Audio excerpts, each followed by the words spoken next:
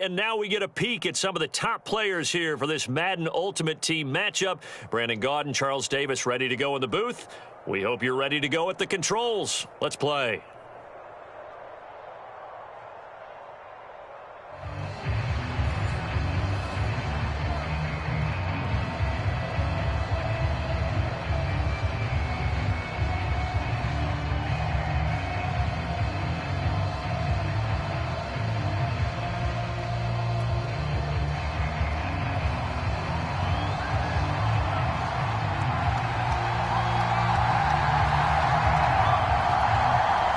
Set to go now on a beautiful sunny afternoon. And into a sea of red, we're underway in Kansas City. From a couple yards deep, he'll bring it out of the end zone. And beyond the 20, but not by much. In fact, just a yard pass there to the 21.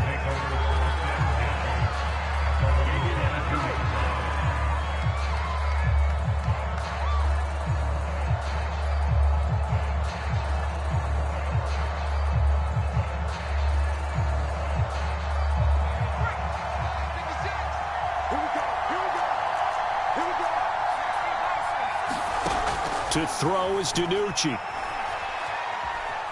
Flush to his right. And his first look is incomplete. He did a fine job there of not hitting him before the ball arrived, and I've got to tell you, you can often mistime that play because of the angles of approach. When you're going to get him, sometimes you panic as well and think, I've got to be there right now. Instead, in this case, timed it perfectly and knocked it free.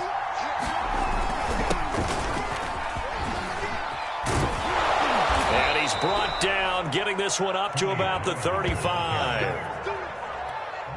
Well, there's plenty of real estate for him to maneuver on that run, and let's face it, it shouldn't be a surprise. He's one of the better backs in the league. Had to come into this game with the idea, slow him down, otherwise it's going to be a long afternoon.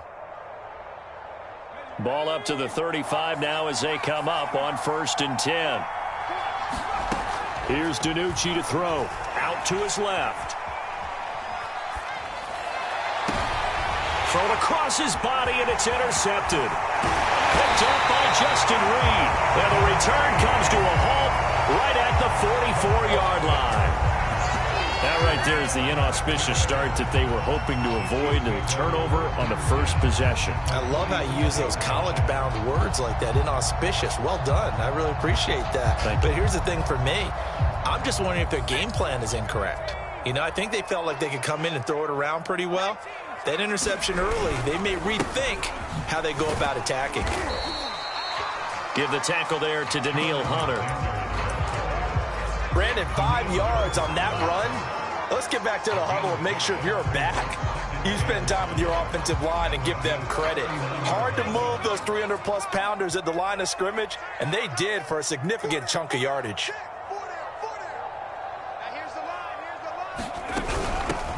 A first carry for the Hall of Famer Marcus Allen. And they will only muster a yard here to the 38.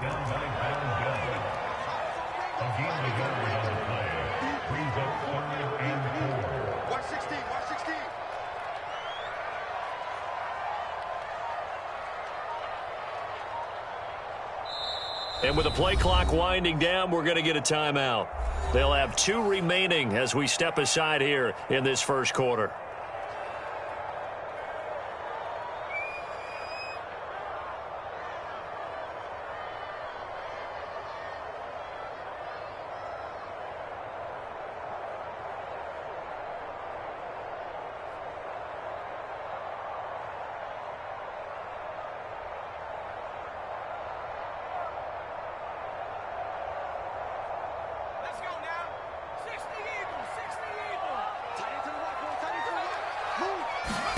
Here's Montana to throw. Rifles one, and that's going to be intercepted. Picked off near the 26. And his guys will take over at the 25-yard line. Well, not a good omen there. His first throw of the afternoon, intercepted. And I know what the fans are thinking right now. I hope there's not negative thoughts in his head going forward since that's his first throw of the game. But one of the things I remember about him coming out of school is he's able to wipe things away pretty easily and move on. Well, he certainly did a nice job improvising there, extending the play, hoping someone would come open downfield, but they never did. Following the incomplete pass, here they go again. 2nd and 10 from the 25. It'll be a handoff to Pollard. They get 6. That'll leave them with 3rd and 4. A quick burst there, and he nicely bit off a pretty decent gain.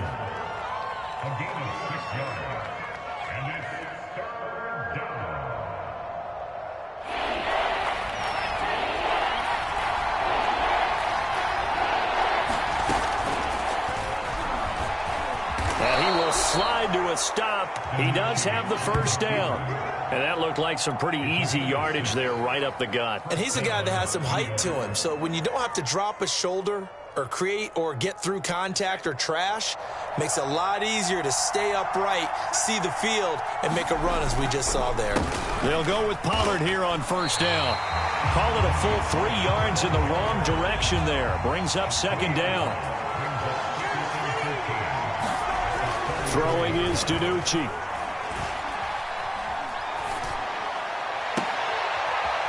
going to find his running back. It's complete. And he'll be taken down at the 46-yard line. He missed on his first 3 passes, was 0 for 3. Now gets a connection. Maybe that'll get him going. Yeah, it wasn't a time for panic, but there was some concern because once you start in a certain pattern, you're wondering, can you get out of it? And that flips the other way, too, when you're throwing it really well. In this case, now he's got his first completion. They think he might be off to the races. And taking it across midfield and inside the 45. Usually we see runs like this as the defense breaks down later in the game, but this guy is setting the tone early, running through all types of tackles and putting the defense back on its heels.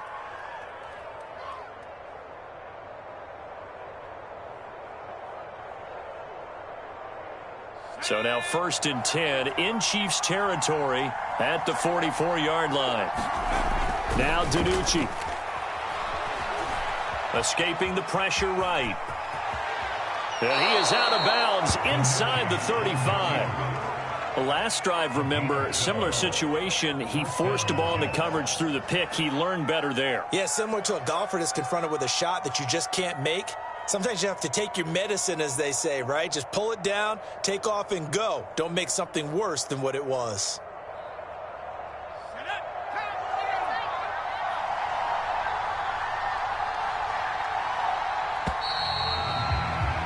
We're scoreless after 1. The Jets with the football here to start the 2nd quarter, as they've got it with a 1st and 10.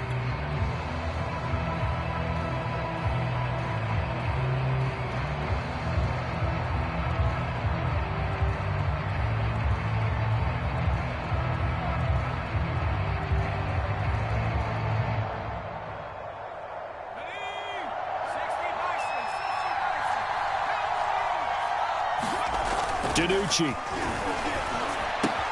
He'll get this to his tight end. It's Jonnu Smith. And this will leave him a yard short. Nice pickup of 9 yards on 1st down.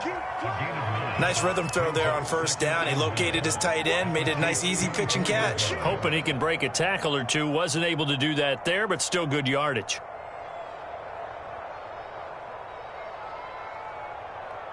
They'll come up now on 2nd and a yard.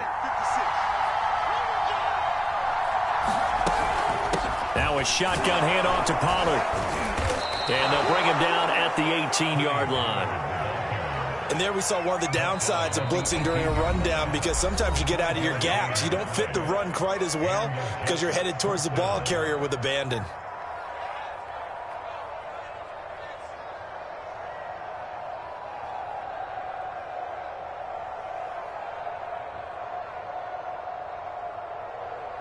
So from inside the 20, here's 1st and 10 at the 18. They go play action with DiNucci. He'll buy some time right. Toward the back corner of the end zone, but he could not get the feet down. This will wind up incomplete. Well, when you've got a tight end who can run, you've got to give him a shot to unlock the defense. Want to see what they can get, taking the big shot downfield. That one winds up incomplete.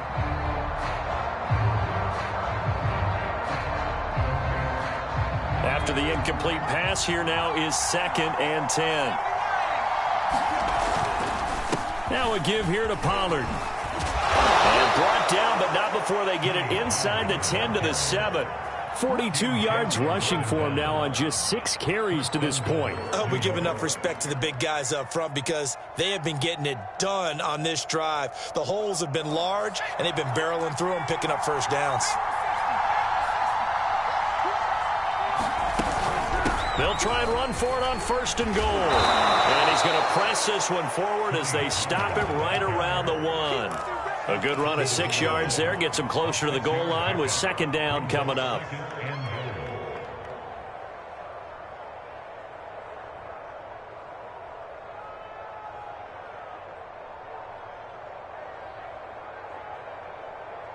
Let's go.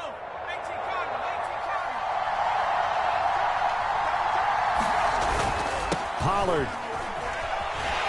And this one will wind up with him losing yardage. Back to the 4-yard line. Line of scrimmage at the 4. Here's 3rd and goal. Run for Pollard. And he will push his way forward down to about the 3-yard line. The Chiefs quickly now going to use the last of their timeouts. And with that, they're now out of timeouts. There's still plenty of time remaining here in this 2nd quarter. And Tucker's kick right there. It's good. So a long drive gets them down inside the 5, but ultimately they settle for just the field goal. And I have to think that if maybe they were a yard closer, that would have made their decision tougher, and I think they likely would have gone for it. But in this situation, they just decided to take the 3, and I think it was a smart move. Hill is going to take it out of the end zone. And ultimately, he stopped right where he would have been if he had simply gone down to a knee at the 25.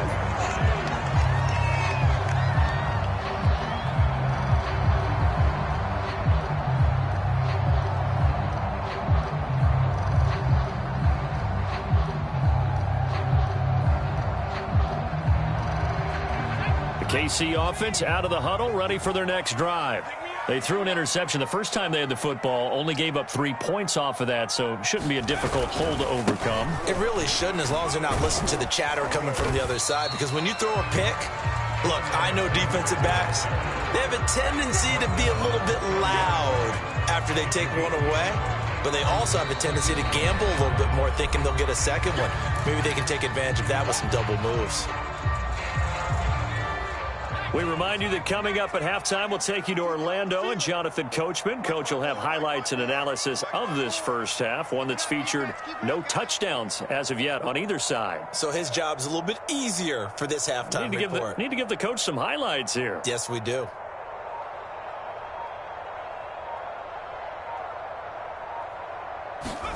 From the 30 on 2nd down, Montana. He's got his man. That's Josh Gordon. And they'll get it up just short of the 45 at the 44.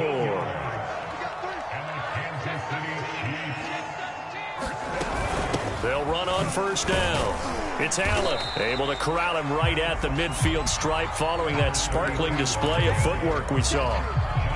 Bringing him down there, Jonathan Allen. The 1st down run got 5. Here's 2nd and 5. Now a give right side. It's Allen. And he's able to get this one down to the 40-yard line.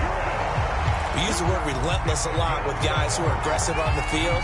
In this case, it really fits, doesn't it? How about his ability to break tackles and his feet never stop moving?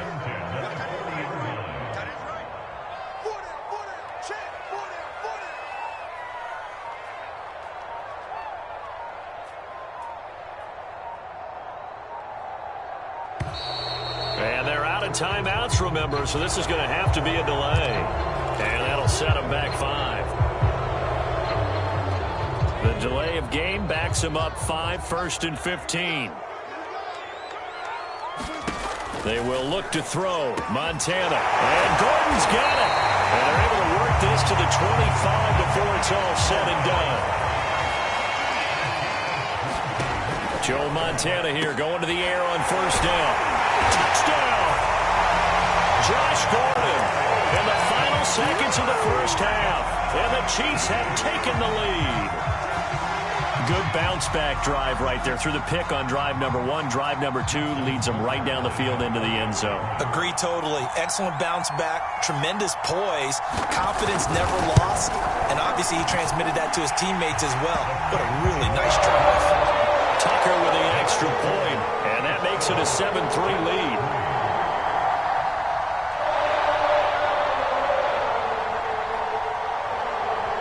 4 seconds, all that remain here in this first half as the kick gets away. And no return on this one as the fair catch is signaled for and taken.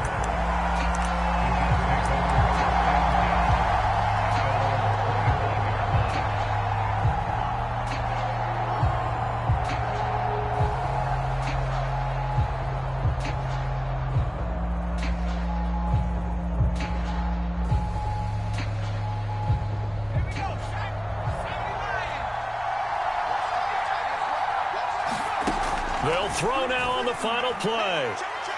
He's going to air this out deep for Harvin. And that is incomplete. So 2 quarters down, 2 remain. Charles and I return after the break. And we welcome you back now. Alongside Charles Davis, I'm Brandon Gaudin, getting set for quarter number 3 here.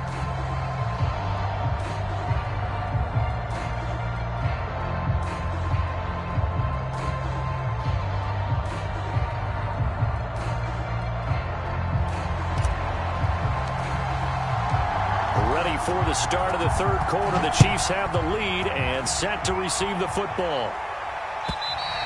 And this will not be returnable. It's out of the back of the end zone for a touchback.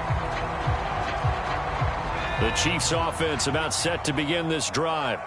We have not seen much on offense from either side. These last few drives, it has been a struggle, hasn't it? Totally, and you're thinking to yourself right now, if you're on offense trying to get things figured out, okay, we self-scout every week in our game plan. How many things do we do at certain times? What are our tendencies? Time to go to some of those tendency breakers and try and create some offense. They always have those in their back pocket, don't they? You have to, and if you don't keep abreast of what you're doing, you lock into a rhythm and make it easy for the opposition. Looking for tendency breakers right now.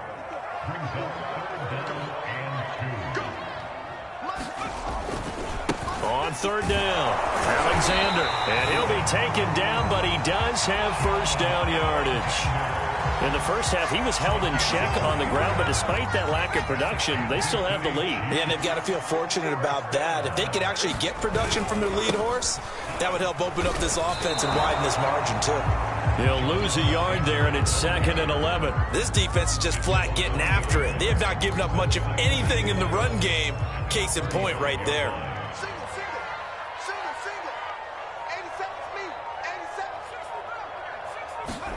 On 2nd and 11 now. Montana flushed out right. And his throw's going to be incomplete. That was an interesting look there because as soon as he got outside the pocket, I thought he was going to take off and run for yardage.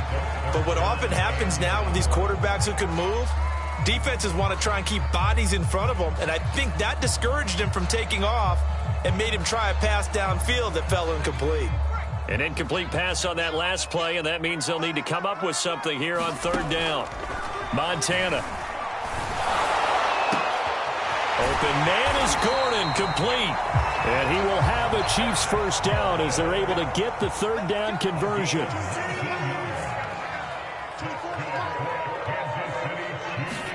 On first down, Montana steps away. Oh, the ball comes out on the hit, but they'll say it's incomplete. Oh, that's got to frustrate him a little bit because they nearly got to him there, and it would have been the first sack of the game. Instead, they're able to influence the release, and they did force the incomplete pass.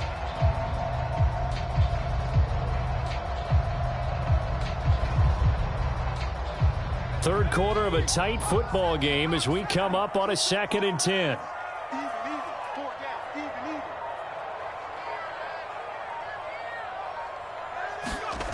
To throw is Montana. Being chased out, and he's going to have to eat this one as down he goes. They'll wind up losing 10 on the sack, and it'll lead to a 3rd and long.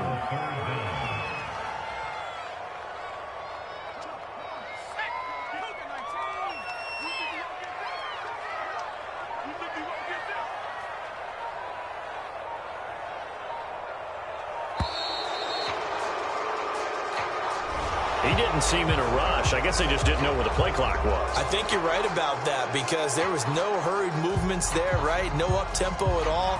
Clock just ran out. I think he was as surprised as maybe his bench was.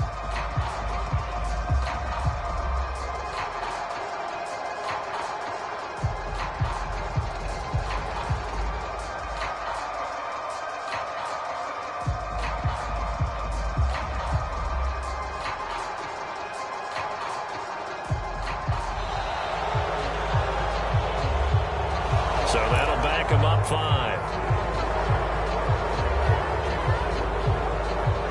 Now hold everything here. We're going to get a timeout by the offense. It's just their first, so 2 remaining as they burn one here in this third quarter.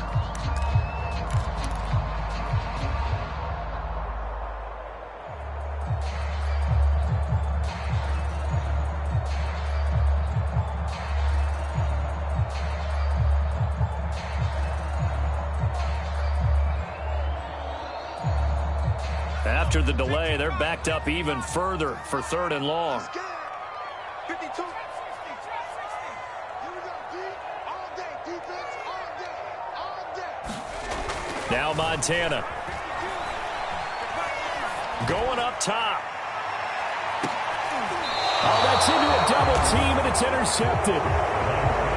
Picked off by Amani Hooker. That is just what this defense was hoping for, an interception on the opening possession of this third quarter. Obviously didn't want to surrender a touchdown and fall even farther behind, and we've gotten to know this team a little bit, haven't we?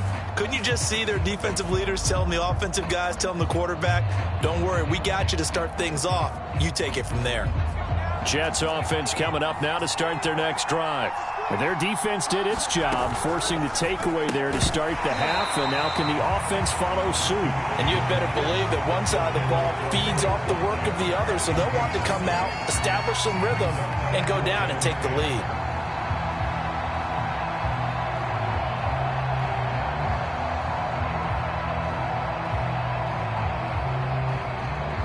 The third quarter action from Kansas City, 2nd down and 10. Play action, it's DiNucci. This time for Smith, and it's intercepted. Picked off by the Pro Bowl safety Cam Chancellor, and he'll bring it back to the 9-yard line. They had him back deep, got the interception, and now they start inside the 10. Partner forgets starting inside the red zone. They're inside the green zone. From the 10-yard line in, a lot of teams call it that because that's the money zone. Get it into the end zone and make your cash. Try to shake off the interception. He'll look to throw. And he'll be hit as he releases it, and that'll fall incomplete. Another shot from the 9 on 2nd and goal.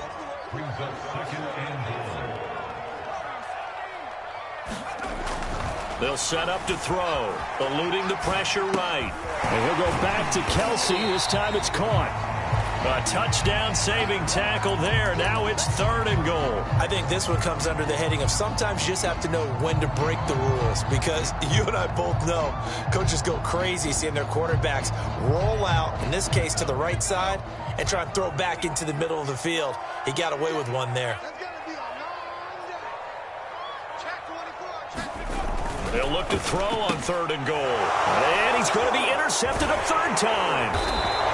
Read it well, and it's picked.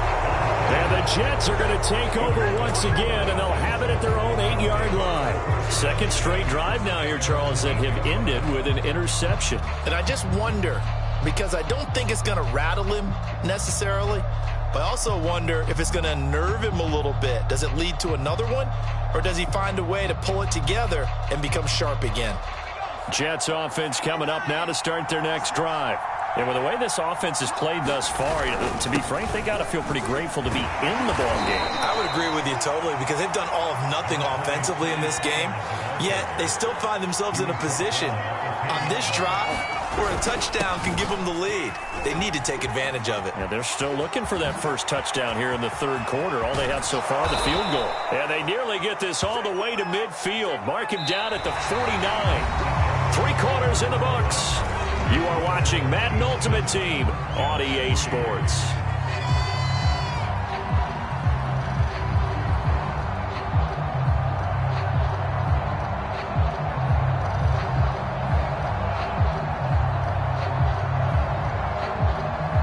The big play has him all the way out near midfield for a 1st and 10. Now Pollard. And that play will go nowhere. Losing yardage back near midfield at the 49. So after the loss of a yard, they'll look to push forward here on 2nd down and 11. Now they'll switch it up here and look to throw. Steps away to his left. And he takes this just a few yards shy of the red zone before going out. Late in the game, defense trying to avoid a big play. He's able to work out of the passing game, turn it into a run, pick up the first, and stop the clock as well. And you know in this situation, everything is sped up. The intensity, the thinking, everyone's movement. But for a quarterback, he has to continue to be what we call a flatliner. Level in everything he does and read the clock, feel it in the pocket, and go at the appropriate time. On 1st down, Pollard. Chris Jones on the stop. This drive is pretty clear. Almost feels like old school fundamentals, doesn't it? Want to impose their will on the defense. What's that, 5 straight runs? Yeah, 5 straight carries to start this drive. And like you said, the way it's working, they may just stick with it.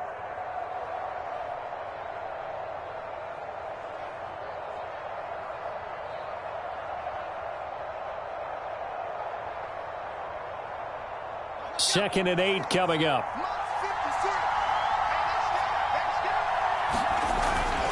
They'll drop to throw. Caught by Wilson. And brought down, but not before they get it inside the 10 to the 7. And here we are in the 4th quarter, partner, and watch them drive for what would be a go-ahead touchdown. And you and I both know this is where you need a quarterback who can keep his cool back there. Not just for himself, but to keep the rest of the team relaxed too. Only way to get the lead here, of course, with a touchdown. And that's what they're gunning for on 1st and goal. Here's Pollard. And he's able to get it down to the 2-yard line. That'll be a pickup of 4 as they work with this 4-point 4th quarter lead. And Brad, they went to a nickel defense, and that's a surprise this close to the goal line. Because ordinarily you use the back end of the end zone, the sidelines as extra defenders, and you want bigger people on the field to try and help against the run. From the 2 now, 2nd and goal. Pollard again. And they will stop him after a fairly minimal pickup. 3rd and goal now, mere inches from pay dirt. Now here's Pollard. And he's into the end zone. Touchdown, Jets. Tony Pollard. Fine work there on the touchdown run. And the Jets are going to retake the lead. So the 2nd down run didn't work. They run it again on 3rd down and get in. I wasn't sure if they might pass it, Charles. We know that they like to mix it up down here around the goal line. Yeah, almost felt like the offensive line said, forget mixing it up. Let's call our favorite running play over our best blockers, and let's get this one in. Tucker able to connect on the extra point, and the lead is now 10-7.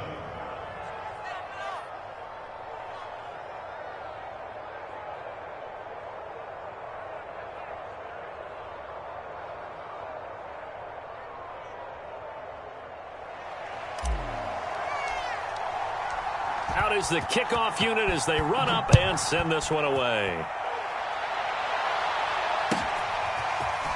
Hill is going to take it out of the end zone. And only able to get this to the 19, so probably should have opted for the touchback.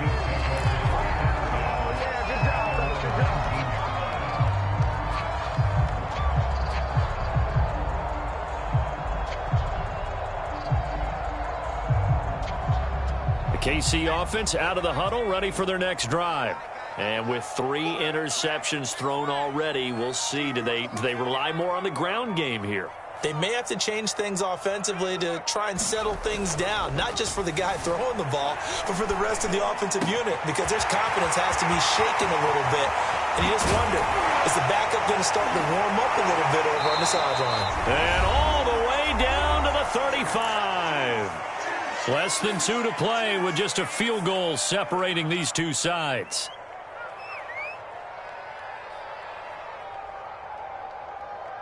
So the Chiefs in possession of the ball as we welcome you back. They come up on a 1st and 10, desperately needing a score here on what could be their final drive. They'll run on 1st down. It's Alexander, dropped at the 35, so able to display his strength, but not much room to operate. They follow up that gigantic gain with the tiniest of pickups, 1 yard. Here's 2nd and 9, just a yard on that last run.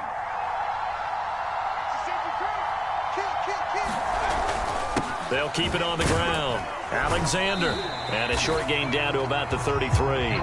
So 3rd down, and a field goal from here would be right about 50 yards as they try to get closer.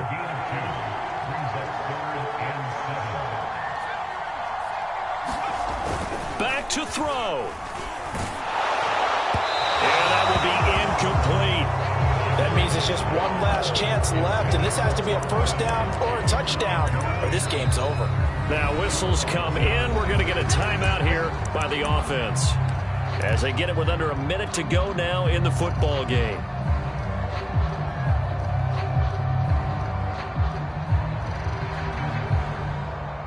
One score down. Here we go. They're going to go for it here on 4th down.